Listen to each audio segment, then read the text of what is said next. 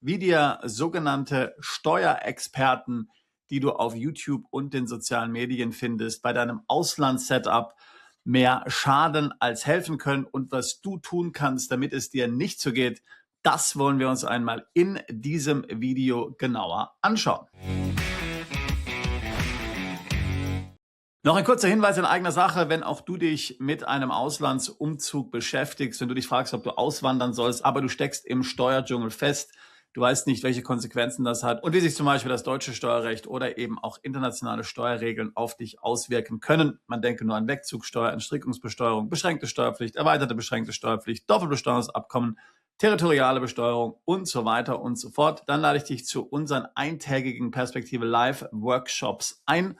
Das sind keine Seminare, wo wir Vorträge halten, sondern da sitzen wir in kleiner Runde zusammen und sprechen konkret über deine Fragen und die Fragen der anderen Teilnehmer zu ihrem Umzug ins Ausland. Also ein kurzer, ein intensiver Event, ein ganzer Tag. Normalerweise finden diese Workshop-Tage 2 bis 3 Mal pro Jahr statt. Termine auf unserer Webseite, Link dazu in der Beschreibung dieses Videos. Wenn auch du dich mit dem Thema Auswandern beschäftigst, dann ist die Teilnahme sicherlich eine sinnvolle Maßnahme für dich.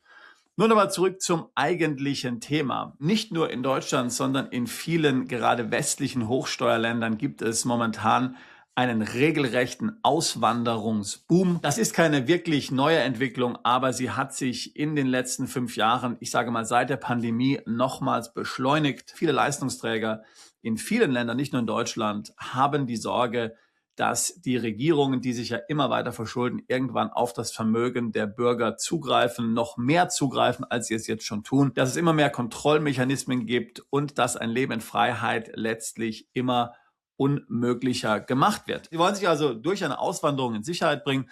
Kein Wunder also, dass es in dem Kontext dann auch viele sogenannte Steuerexperten auf den sozialen Medien und auf YouTube gibt, die hier mit allen möglichen Ratschlägen potenzielle Mandantschaft umwerben. Dass man da sehr genau aufpassen muss, auf wen man hört und an wen man sich wendet, das sollte eigentlich jedem klar sein, der insbesondere auch das deutsche Steuerrecht kennt. Ich möchte dir in diesem Video mal ein ganz konkretes Beispiel vorstellen von einem, wie ich es finde, fatalen Beratungsansatz, wo dann der Berater auch noch sehr stolz auf Social Media, nämlich in diesem Fall auf X, gepostet hat, was er hier für den Mandanten angeblich alles erreicht hat, ohne eigentlich zu realisieren, dass er dem Mandanten ein riesiges Loch, eine riesige Falle gegraben hat und dass im Grunde genommen die steuerliche Situation für den Mandanten nach dieser sogenannten Beratung noch viel schlimmer ist, als sie eigentlich davor war. Hier geht es gar nicht um einen Deutschen. Ich habe hier einen englischsprachigen X-Post übersetzt.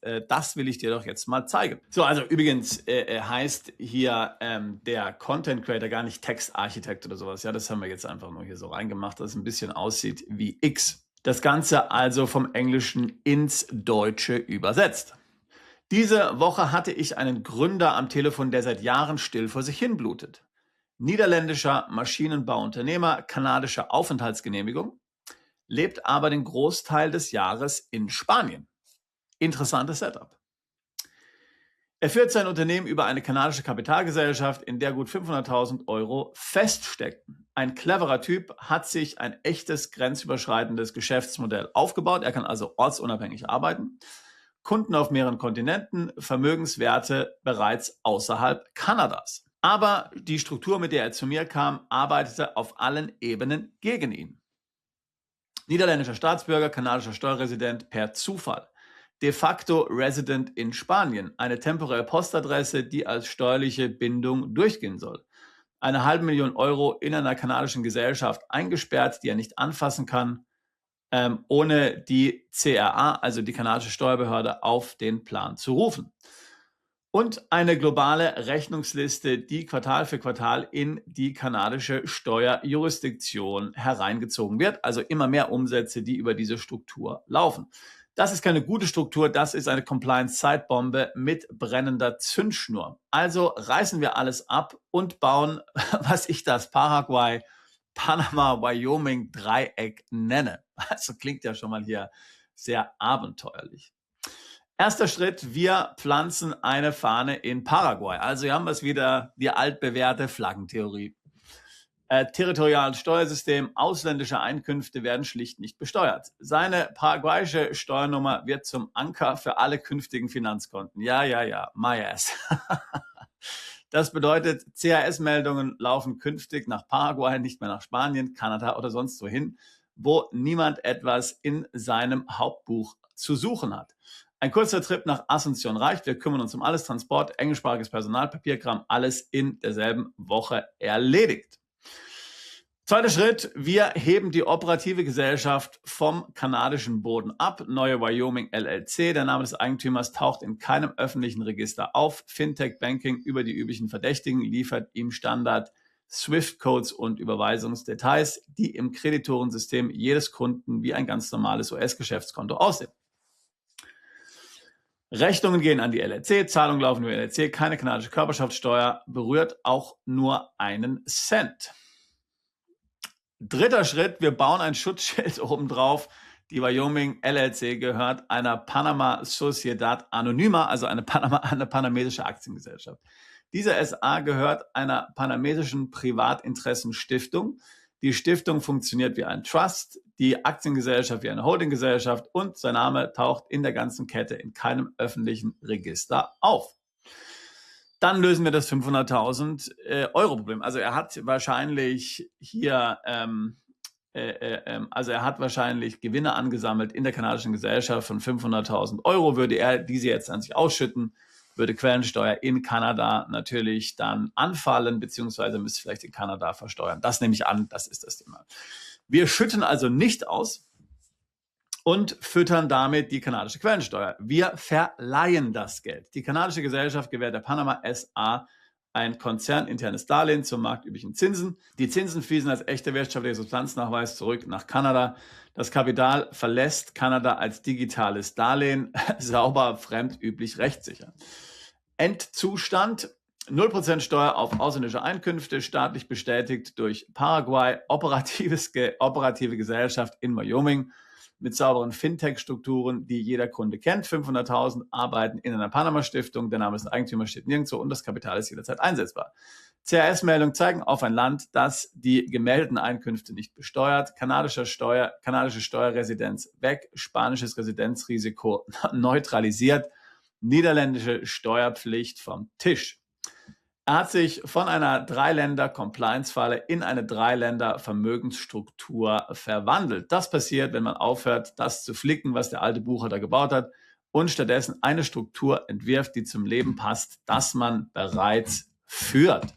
Ja, klingt natürlich auf den ersten Blick mal wie ein spannendes Modell, wie ein ganz tolles Modell, aber er hat natürlich die Rechnung ohne den Wirt gemacht und wenn du diesen Kanal hier häufiger anschaust, dann solltest du jetzt doch einige Red Flags hier sehen und es sollte dir eigentlich klar werden, dass das absolut überhaupt nicht funktionieren kann, also zumindestens nicht rechtssicher. Natürlich kann er diese Struktur bauen, aber zumindest in 2 Ländern, nämlich sowohl in Kanada als auch in Spanien, wird er steuerlich ein Problem haben. Wie gesagt, man kann das jetzt genau aus dem Kontext nicht erschließen. Er ist wohl niederländischer Staatsbürger, aber ich würde davon ausgehen, dass er im Grunde genommen in Kanada als unbeschränkt steuerpflichtig gilt und gleichzeitig aber auch in Spanien sich hauptsächlich aufhält. Das heißt, mehr als 183 Tage.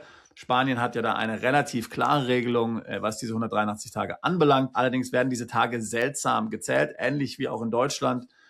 Das heißt, man kann nicht einfach sagen 183 Tage pro Kalenderjahr. Es hängt von den Abwesenheiten ab, ob diese kürzer sind oder länger. Es hängt auch davon ab, wann im Jahr man sich in Spanien aufhält. Da gab es vor kurzem mal einige Gerichtsurteile, die dort einiges bestätigt haben. Es hängt dann auch noch von der familiären Situation ab. Das heißt, selbst wenn eine klare 183-Tage-Regelung vorliegt, wenn zum Beispiel der Lebensmittelpunkt deiner Familie, deines Ehepartners, deiner Kinder ganz klar Spanien ist, wird automatisch bei dir auch angenommen, selbst wenn du keine 183 Tage in Spanien bist, dass dort dein Lebensmittelpunkt ist, außer du kannst nachweisen, dass du in einem anderen Land steuerlich tatsächlich ansässig bist und dieses Land darf keine Steueroase sein.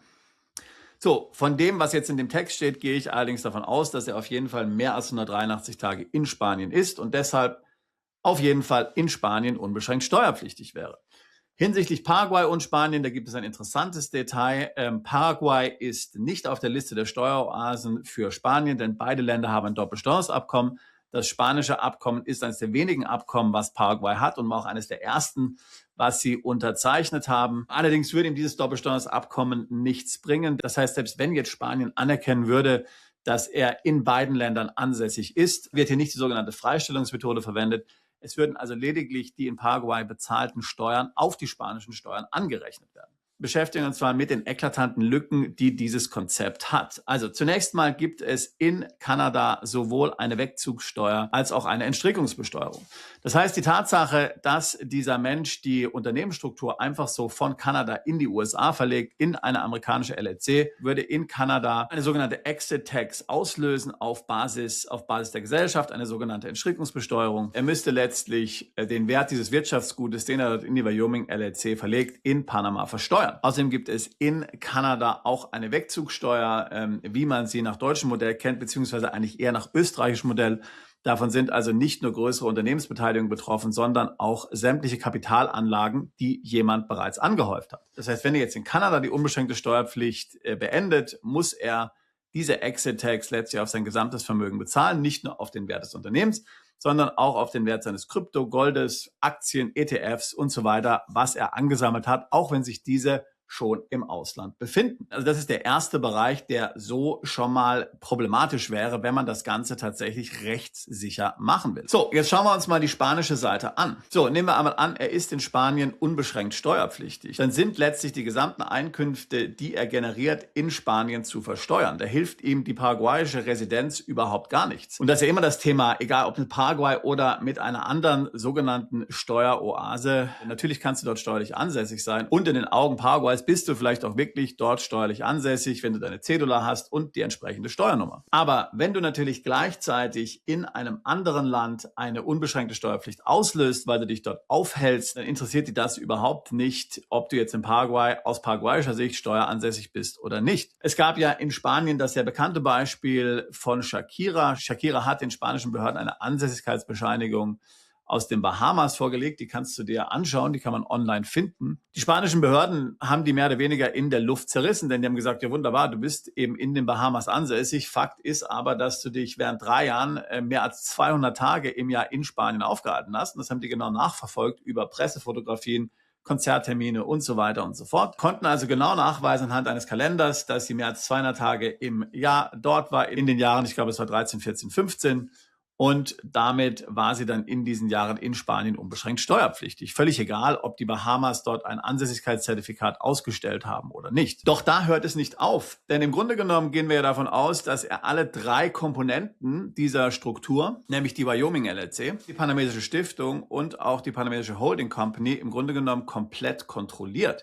Das heißt, er steuert im Grunde genommen das Tagesgeschäft dieser Gesellschaften. Das kann man in Panama ja auch machen. Es ist ja nicht so wie in Liechtenstein, dass dann der dort ansässige Verwalter, und den hat natürlich auch die Panamesische Stiftung, der einzige ist, der dann befugungsberechtigt ist, sondern man kann eben als Stifter dann auch letztlich die Geschicke der Stiftung bestimmen. Und damit haben sowohl die Stiftung als auch die Holding als auch die operative Gesellschaft in Wyoming eine Betriebsstätte in Spanien und unterfallen damit komplett der spanischen Steuerpflicht. Er müsste alle 3 Gesellschaften auch angeben in seiner spanischen Steuererklärung. Er würde unter die spanische Vermögenssteuer fallen, irgendwann mal unter die spanische Wegzugsteuer, spanische Erbschaftssteuer. Du verstehst, was ich meine. Zusätzlich würde man ihm vermutlich auch noch vorwerfen, wenn er erwischt wird, dass es hier um Steuerhinterziehung geht. Das würde man ihm, vermute ich weiß es nicht, wahrscheinlich beim aktuellen Modell nicht vorwerfen können. Denn Kanada ist ja ein Hochsteuerland. Man würde zwar sagen, dass er vermutlich nicht korrekt seine Steuern erklärt hat. Er müsste wahrscheinlich auch Steuern nachzahlen in Spanien, wenn er dort wirklich unbeschränkt steuerpflichtig war, wenn er etwas verdient hat. Aber man könnte wahrscheinlich den Vorwurf der vorsätzlichen Steuerhinterziehung entkräften, weil, wie gesagt, es ist ja momentan alles in einer Hochsteuerstruktur. Also alles in allem steht diese Person jetzt, was die Rechtssicherheit anbelangt, deutlich schlechter da. Natürlich, er kann zwar jetzt dort steuerfreies Einkommen generieren, alles wunderbar, aber das funktioniert natürlich alles nach dem Motto, wo kein Kläger, da kein Richter. Mit wirklicher Rechtssicherheit hat das nichts zu tun. Ob die Banken wirklich akzeptieren, dass er in Paraguay ansässig ist, wenn er in Wirklichkeit sich in Spanien aufhält, das ist doch mal eine ganz andere Frage. So, und jetzt siehst du ja genau das Problem. Es geht zwar hier nicht um einen Deutschen, aber natürlich viele Deutsche, viele Österreicher, viele andere Europäer haben das gleiche Problem. Sie wollen sich steuerlich optimieren, sie wollen irgendwas im Ausland machen, finden dann irgendwelche Berater online und kriegen solche Konstrukte hier empfohlen, die im Grunde genommen ein sehr hohes Risiko bedeuten. Also ein Risiko, was sogar zur Haft führen kann, ja? Sagen wir das mal ganz deutlich. Wie kannst du das also verhindern? Naja, du musst den richtigen Berater wählen. Das ist natürlich jetzt leichter gesagt als getan. Aber ich würde empfehlen, immer dafür zu sorgen, dass du einen qualifizierten Steuerberater bzw. Rechtsanwalt an deiner Seite hast, wenn es um solche Strukturen geht. Wir arbeiten mit etlichen qualifizierten Steuerkanzleien sowohl in Deutschland als auch im Ausland zusammen. Wenn du also zum Beispiel jetzt keinen Steuerberater in Deutschland hättest, wenn sich dein aktueller deutscher Steuerberater nicht mit dem internationalen Steuerrecht auskennt, könnte man einen externen Experten punktuell hinzuziehen, ohne dass du zum Beispiel deinen deutschen Steuerberater wechseln müsstest. Jeder kompetente Steuerberater, der in Deutschland etwas auf sich hält, wird immer sagen, nach bestem und Gewissen ist das der beste Rat, den ich Ihnen geben kann, vor dem Hintergrund jahrelanger Erfahrung, mit der Erfahrung hunderte und tausende Mandanten beraten zu haben, aber dennoch ist das internationale Steuerrecht, gerade auch das deutsche Steuerrecht, in puncto dem Ausland so schwammig funktioniert, dass Sie sich auf meinen Rat nicht verlassen können, 100%. Das wird ein kompetenter Steuerberater sagen. Außer es sind jetzt komplett triviale Dinge, ja, die nicht sehr komplex sind. Aber bei komplexeren Zusammenhängen wird der Steuerberater, wird der Anwalt immer sagen, das sind unsere Annahmen, das sind unsere Vermutungen, das sind unsere Ableitungen, unsere Interpretationen des Rechts, aber verlassen darauf können Sie sich nur bedingt. Wenn Sie wirkliche Rechtssicherheit haben wollen, dann müssen wir beim Finanzamt, bei der Finanzbehörde eine verbindliche Auskunft anfordern. Und das geht bei den Finanzbehörden sowohl in Deutschland, als auch in der Schweiz, als auch in Österreich, als auch in Spanien. Das heißt, du brauchst gar nicht das Glauben, was ein Berater dir wirklich erzählt. Naja, du sollst natürlich schon einen kompetenten Berater haben, wo du sehen kannst, naja, also der benutzt schon gesunden Menschenverstand, der ist schon wirklich erfahren und so weiter. Aber am Ende kannst du immer sagen, ich lasse mir das von den Finanzbehörden bestätigen. Also jetzt nehmen wir mal diesen krassen Fall, den ich dir gerade eben beschrieben habe. Also im Grunde genommen würde man die Struktur den spanischen Steuerbehörden präsentieren und würde sagen, so ist das Setup. Bitte bestätigen Sie nun, dass derjenige in Spanien nicht unbeschränkt steuerpflichtig ist, beziehungsweise dass aufgrund des Doppelsteuerabkommens mit Paraguay oder was auch immer in Spanien keine Steuern anfallen. Was glaubst du, würde die spanische Steuerbehörde auf eine solche Anfrage antworten?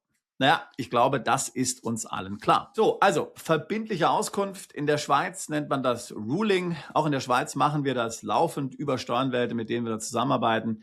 Die holen bei den Kantonen, wenn man in die Schweiz umzieht, verbindliche Auskünfte ein, sodass du dann von der Steuerbehörde tatsächlich schwarz auf weiß hast, dass die Struktur, die du implementieren willst, die Steueroptimierung, die du dir erhoffst, auch wirklich von den Behörden so anerkannt wird. Und dass du dann nicht 2 Jahre später damit rechnen musst, dass du einen riesen Ärger kriegst. Das heißt, wenn du solche Strukturen wie die ich dir jetzt vorgestellt habe, auf Social Media, auf YouTube siehst, dann kann man das sicherlich als eine interessante Inspiration für sich verwenden. Dann kann man vielleicht sagen, okay, ich möchte gerne so arbeiten. Was sind dann die Bedingungen? Naja, du darfst halt zum Beispiel nicht in Spanien wohnen, du darfst nicht mehr als 183 Tage im Jahr in Spanien sein. Wenn dieser Mensch das tun würde, wenn er zum Beispiel in Dubai wohnen würde, oder wenn er vielleicht digitaler Nomade ist, dann könnte er das vielleicht da sogar so erreichen. Also schau dir ruhig solche Videos an, schau dir ruhig solche Posts an, nimm das als Inspiration, aber nimm es bitte nicht für bare Münze, sondern hinterfrage es kritisch. Und das gilt natürlich auch für alles, was wir machen, das ist ja völlig klar. Also, in diesem Sinne, wenn auch du auswandern willst, wenn du Steuern optimieren willst im Ausland, es ist ganz sicherlich möglich. Es gibt viele Möglichkeiten, das zu tun, aber mach es richtig. Sonst kann es richtig heiß, problematisch und unangenehm werden. Wir können dich dabei unterstützen. Wir können gerne ein Beratungsgespräch führen. Link zur Buchung findest du in der Beschreibung dieses Videos. Komm zu einem unserer Events, nimm an einem unserer Workshops, unserer Reisen teil. Wir tun seit 20 Jahren nichts anderes als Mandanten genau bei solchen Fragen zu beraten, wenn es um die Steueroptimierung im Ausland geht. Ich selbst habe Deutschland, habe die EU vor 26 Jahren verlassen. Ich habe es nie bereut. Ich denke, du wirst es auch nicht tun. Ich würde mich freuen, auch dich alsbald zu unserer Mandantschaft zählen zu können. Bist du Unternehmer, Freiberufler oder Investor? Zieht es dich schon lange ins Ausland? Mach heute den ersten konkreten Schritt in eine Zukunft mit mehr Geld und mehr Freiheit. Buche ein Beratungsgespräch mit Sebastian und seinen Kollegen. Unsere Kanzlei unterstützt Mandanten wie dich dabei, deine Steuerlast legal zu reduzieren, Vermögen aufzubauen und zu schützen und deine persönliche Freiheit zu maximieren. Profitiere jetzt von unserem Fachwissen und unserem Netzwerk. Gehe zu mandatierung.com und werde Mandant unserer Kanzlei.